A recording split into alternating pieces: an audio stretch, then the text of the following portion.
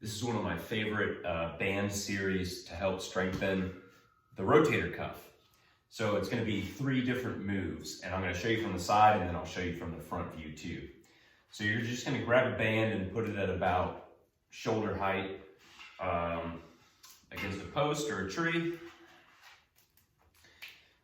And then face the band with your palm down, pull your shoulder blades back and down. So I'm kind of hugging my shoulder blade to my ribs.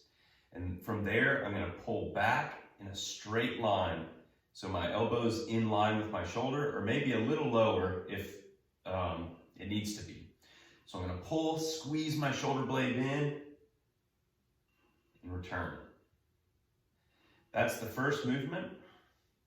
The second movement, we're gonna hold it in that position here, and then we're going to rotate up.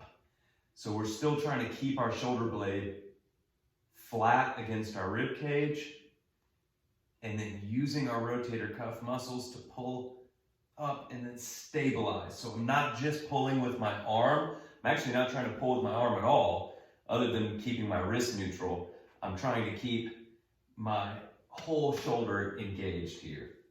And my abs are tight, my glutes are tight, so I'm not trying to arch at my spine either. So really kind of flatten up. So the final move here is then to hold that upright position and then to press up. So now stabilizing with the shoulder blade. And that doesn't mean the shoulder blade doesn't move up. So there is a little upward rotation as you press up, but everything's staying flat to the ribs. Good. So I like to start by breaking those movements up and just practicing each individual piece before going into the next movement.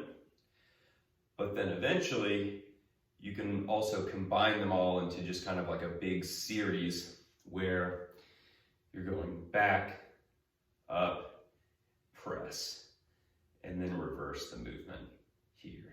So back, up, and press. Keeping that whole shoulder blade engaged.